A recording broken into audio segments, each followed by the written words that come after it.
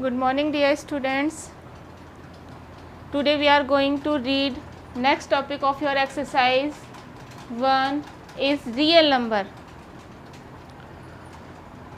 We already studied about in earlier lecture rational numbers and irrational numbers. Rational numbers क्या होते हैं और irrational numbers क्या होते हैं, ये हम पहले वाली लेक्चर में समझ चुके हैं कि जो रैशनल नंबर्स हैं और जो इरेशनल नंबर्स हैं वो क्या होते हैं. तो रैशनल नंबर्स हमने क्या समझा था, ऐसे नंबर्स जिनको कि हम p अपॉन q की फॉर्म में रिप्रेजेंट कर सकें या लिख सकें, where q is not equal to 0 and p and q are integers. These numbers are called rational numbers. And irrational numbers, the number cannot be expressed in the p upon q form where q is not equal to 0 and p and q are integers. okay, ऐसे number जिनको कि हम p upon q की form में represent नहीं कर सकते और जहाँ पर q is not equal to 0 and p and q are also are integers. वो p और q इंटीजर्स होते हैं, q is not equal to 0 होता है. ये हम प्रीवियस क्लासेस में पढ़ चुके हैं. Today our topic is real number. Real number क्या होते हैं, तो what is real number? The set of rational numbers and irrational numbers is called a real numbers and it is denoted by R. अगर हम rational numbers और irrational numbers को मिला दें, उनका एक सेट बना दें, तो वो सेट क्या कहलाता है? रियल नंबर्स कहलाता है. मीन्स रियल नंबर में रैशनल नंबर्स भी आते हैं और इररेशनल नंबर्स भी आते हैं. जैसे कि हमने रैशनल नंबर्स में इंटीजर्स भी काउंट किए थे और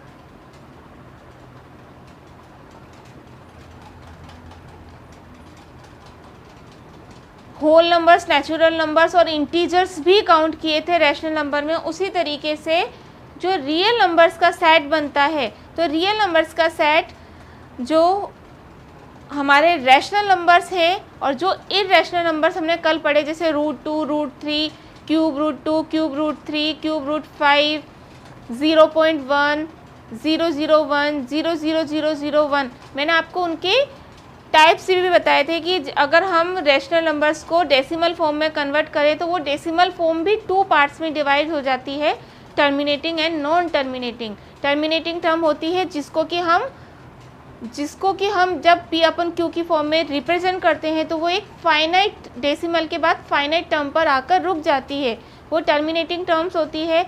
और अगर हम p अपॉन q की फॉर्म में डेसिमल को चेंज करें और वो इनफाइनाइट तक जाती जाए, वो कभी एंड नहीं हो उसका डेसिमल के बाद, तो वो कहलाती है नॉन टर्मिनेटिंग फॉर्म. तो वो सब हमने समझा था. इसी प्रकार हम रियल नंबर्स को समझ रहे हैं कि रियल नंबर्स जो रैशनल नंबर्स और इरेशनल नंबर्स के सेट होते हैं उनको क्या कहते हैं? रियल नंबर्स कहते हैं. इसको हम कैपिटल R से डिनोट करते हैं. The line on which real numbers are pointed is called a real number line. जिस नंबर लाइन पर हम रियल नंबर्स को शो करते हैं वो कहलाती है real number line. Okay, now next topic of your representation of irrational numbers on a number line. हम अब नेक्स्ट टॉपिक में ये समझेंगे कि जो इररेशनल नंबर्स हैं उन्हें हम नंबर लाइन पर किस तरीके से रिप्रेजेंट करते हैं. Okay, here locate √2. हमने यहाँ पर √2 लिया. We take a √2 whose is a irrational number, जो कि क्या है? इररेशनल नंबर्स है. तो locate √2 on a number line. आप √2 को नंबर लाइन पर किस तरीके से रिप्रेजेंट करेंगे? Here all summary of representation of √2 on a number line. यहाँ पर हमने पूरी समरी लिखी है कि √2 को नंबर लाइन पर किस तरीके से रिप्रेजेंट करेंगे. मैं इस टॉपिक की सिर्फ समरी आज आपको समझा रही हूँ. डायग्राम में नेक्स्ट वीडियो में आपको एक्सप्लेन करूँगी कि डायग्राम के थ्रू आप ये जो थ्योरी लिखी है, इस थ्योरी के थ्रू आप डायग्राम किस तरीके से बनाएंगे और किस तरीके से आप रूट 2 को नंबर लाइन पर शो करेंगे. Okay, I hope you understand. Today you are only write the theory of root 2 on the number line. locate root 2 on the number line. सिर्फ आज आप इसकी थ्योरी लिखेंगे कि थ्योरी किस तरीके से इस थ्योरी से किस तरीके से डायग्राम बनेगा, वो हम नेक्स्ट वीडियो में समझेंगे. ओके, जो कि मैं आपको कल सेंड करूँगी. तो today we write only theory of locate root 2 on a number line. Draw a number line L and draw a point O. You take out your book and understand this topic by your book. Okay? आप अपनी book निकाल सकते हैं चाहे तो, और उस root 2 का जो आपके पिक है, locate the root 2 on a number line, उस वाली पिक से, उस वाले पेज नंबर से आप इस थ्योरी को समझ सकते हैं. मैं भी आपको एक्सप्लेन करूँगी, पर नेक्स्ट वीडियो में एक्सप्लेन करूँगी. अगर आपको आज ही समझना है तो you take out your book. Okay, with this video draw a number line L and R a point O that represent 0 on it. Take another point A such that OA is equal to 1. आप चाहें तो मैं आपको एक रफली diagram यहाँ पे समझा सकती हूँ. मैं आपको अदर नेक्स्ट वीडियो में अच्छे से एक्सप्लेन कर दूँगी. नंबर लाइन ली, यहाँ पर एक O पॉइंट लिया, draw a number line L. इस नंबर लाइन को हमने L नाम दिया. उसके बाद हमने इसके बीच में एक O पॉइंट लिया, 0 भी बोल सकते हैं आप, दैट रिप्रेजेंट 0 ऑन इट. 0 पर आपने क्या लिखा, ये जो 0 लेते हैं हम नंबर लाइन, इस पर आपने O डिनोट किया. Take another point A such that OA equal to 1. एक और पॉइंट आप A लेंगे, यहाँ पर इसके आगे left hand side, right hand side पर आप A लेंगे, और A इस प्रकार से लेंगे कि OA की दूरी क्या हो, 1 यूनिट हो.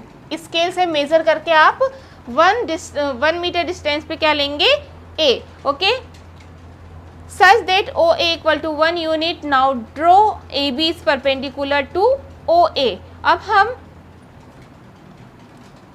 AB पर क्या करेंगे, OA पर एक परपेंडिकुलर ड्रॉ करेंगे, जिसको कि हम नाम देंगे AB. मीन्स आप क्या करेंगे, A पर पॉइंट रखकर हाफ से ज़्यादा खोलेंगे, कंपास की नोक A पर रखेंगे, हाफ से ज़्यादा खोलकर इस तरीके से 90 डिग्री का एंगल बनाएंगे, तो ये परपेंडिकुलर ड्रॉ हो जाएगा OA पर. OA पर परपेंडिकुलर ड्रॉ किया तो उसको आप इन्होंने नाम दिया AB.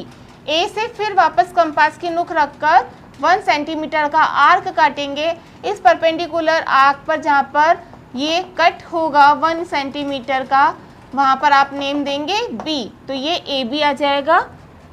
यहाँ पर लिखा हुआ है AB is perpendicular to O such that OA equal to AB equal to 1 unit. That means जो ये AB है उसकी डिस्टेंस भी कितनी होगी, 1. यहाँ पर OA की डिस्टेंस भी कितनी है, 1.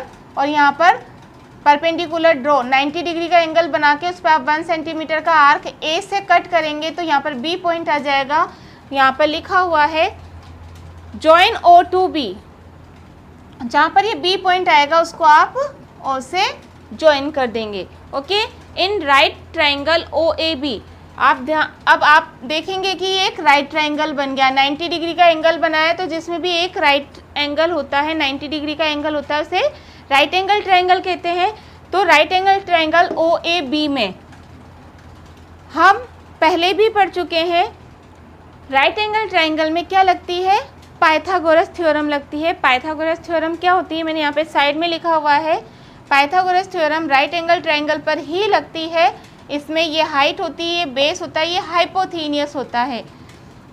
तो पाइथागोरस थ्योरम होती क्या है, हाइपोथीनियस का square is equal to base का स्क्वायर प्लस हाइट का स्क्वायर. आप ये सारा एक ही लाइन में लिखेंगे. मेरे स्पेस कम था इसलिए मैंने कम लिखा है, तो आप एक ही लाइन में पूरा लिखें. Base square plus height square is equal to hypotenuse square. ये आपकी पाइथागोरस थ्योरम होती है. तो बाय पाइथागोरस थ्योरम, तो पाइथागोरस थ्योरम लगाएंगे तो ये आपके क्या बनेगा, हाइपोथेनियस, ये हाइट और ये बेस। तो ओ बी का square equal to O A square plus A B square. तो यहाँ पर यही लिखा है ओ बी का square is equal to O A square plus A B square, जो कि आपके पास क्या क्या है, ये दोनों क्या है, 1 यूनिट के हैं। तो 1 square plus 1 square is equal to O B square is equal to 2 हो गया, क्योंकि 1 का स्क्वायर 1 ही होता है। तो 1 का स्क्वायर कितना हो गया, 2। जब आप स्क्वायर को हटाएंगे, ये ओ बी स्क्वायर की वैल्यू है, ओ बी स्क्वायर की वैल्यू, लेकिन हमें सिर्फ ओ बी की चाहिए। तो ओ बी जब भी हटाते हैं तो ये क्या हो जाता है, स्क्वायर हट के इधर किस में चेंज हो जाता है, स्क्वायर रूट में। तो ओ बी की वैल्यू कितनी आ गई, √2। Now taking O as centre and radius O B, O को सेंटर मानकर ओ बी रेडियस का आप आर्क खोलेंगे, कंपास की नुक यहाँ पर रखेंगे और ओ बी का आर्क खोलेंगे और इस तरीके से एक ओ को सेंटर मानकर बी से इस तरीके से एक आर्क ड्रॉ करेंगे। ये आर्क जहाँ पर कट होगा उसे आप नाम देंगे A1। यहाँ पर लिखा हो, now taking O as centre and radius O B draw an arc to intersect L at A1। जहाँ पर ये L को काटेगा उसे आप क्या नाम देंगे, A1। Okay, so OA1 is equal to OB। तो यहाँ से और यहाँ तक की दूरी जहाँ पर ये L को ये आर्क काटेगा वो OA1 और OB क्या होंगे, इक्वल होंगे। OA1 is equal to OB। तो point A1 represent √2 on the number line. A1 किसको रिप्रेजेंट करेगा, √2 को, और ये भी किसको करेगा, √2 को। Okay, so √2 is not a rational numbers, √2 is irrational numbers. तो हम ये कह सकते हैं कि जो √2 है वो रैशनल नंबर्स नहीं है, वो क्या होता है, irrational numbers. Okay, I hope आपको ये समझ में आया होगा। मैं और अच्छे से बिल्कुल फेयर डायग्राम बनाकर आपको नेक्स्ट वीडियो में ये एक्सप्लेन करूँगी। आज मैंने रफली बनाया ताकि आपको प्रॉब्लम नहीं आए। अगर मैं विदाउट डायग्राम आपको ये समझाती तो आपको प्रॉब्लम आती कि कैसे कैसे मैम ने लिख दिया और हमें तो कुछ समझ में नहीं आ रहा।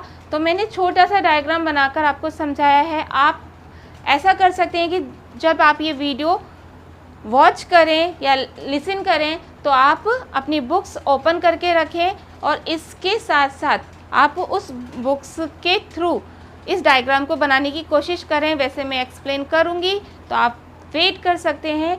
ओके, आई होप आपको आज ये लेक्चर में रियल नंबर्स और √2 को किस तरीके से नंबर लाइन पर रिप्रेजेंट करते हैं ये समझ में आया होगा। So thank you, we meet you next class with next topic. Okay, thank you, bye, take care.